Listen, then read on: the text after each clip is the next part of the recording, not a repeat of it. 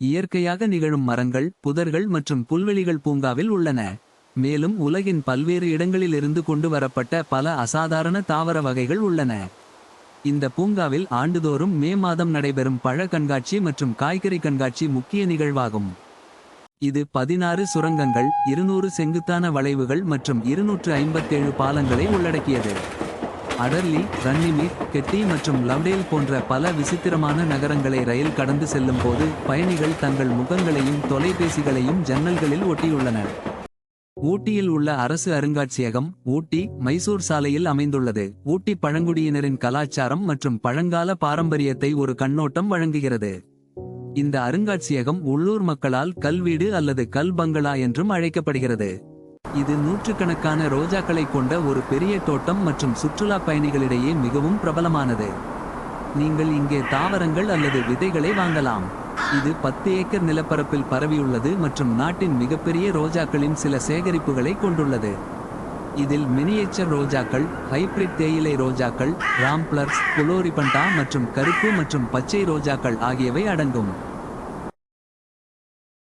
தொட்டபெட்டா நீலகிரி மலைகளில் 2637 மீட்டர் 8652 அடி உயரத்தில் உள்ள மிக உயரமான மலையாகும். தொட்டபெட்டா சிகரம் நீலகிரி மலைத்தொடரின் மிக உயரமான இடமாகும். ஊட்டியில் உள்ள பிரபல தாவரவியல் பூங்கா தொட்டபெட்டா மலையின் அடிவாரத்தில் அமைந்துள்ளது மற்றும் 55 ஏக்கர் பரப்பளவில் பசுமையான வளாகத்தில் அமைந்துள்ளது. தோட்டங்கள் தமிழ்நாடு தோட்டக்கலைத்துறையால் பராமரிக்கப்படுகின்றன.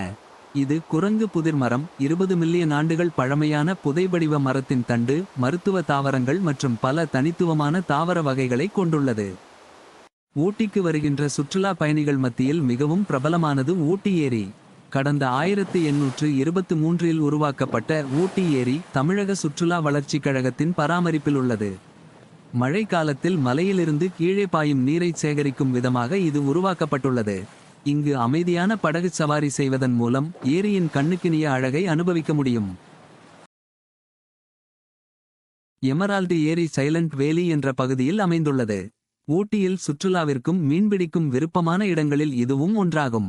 அற்புதமான தேயிலை பொருட்களுடன் ஏராளமான தேயிலை தோட்டங்களால் இந்த ஏரி சூழப்பட்டுள்ளது. ஊட்டி நகரத்தில் உள்ள மற்றொரு அழகிய ஏரியான எமரால்டு ஏரி ஊட்டி சுற்றுலா தலங்களில் 2வது சிறந்த ஏரி என்ற சாதனையை படைத்துள்ளது. இந்த ஏரி நீலகிரியின் சில சிறந்த காட்சிகளை கொண்டுள்ளது. சரியாக சீரமைக்கப்பட்ட தேயிலை புதர்கள் மற்றும் காடுகளின் செழுமையான பசுமையால் மூடப்பட்டிருக்கும் அலை அலையான மலைகள், இவை அனைத்தும் எப்போதும் வெள்ளை மூடுபனியில் மறைக்கப்பட்ட அழகிய ஏரியின் பின்னணியில் உள்ளன. அவலாஞ்சி ஏரி மற்றும் அதன் சுற்றுப்புறங்கள் மேற்கு தொடர்ச்சி மலையின் ஒரு அழகிய பகுதி ஆகும். இது உள்ளூர் பழங்குடியினரின் உதவியுடன் மாசற்ற முறையில் பராமரிக்கப்படுகிறது. இந்த பரந்த நிலப்பரப்பில் ஜிம்கானா கிளப், அரசு செம்மறி பண்ணை மற்றும் ஹிந்துஸ்தான் போட்டோ பிலிம்ஸ் நிறுவனம் ஆகியவை உள்ளன. மேலும் அமைதியான சாலைகளில் நீண்ட உலா வருவதற்கு மிகுந்த மகிழ்ச்சியை அளிக்கிறது. ஆற்றின் குறுக்கே கட்டப்பட்டுள்ள அணை மற்றும் மின் நிலையம் மக்களுக்கு நீர் மின்சாரத்தை உறுதி செய்கிறது.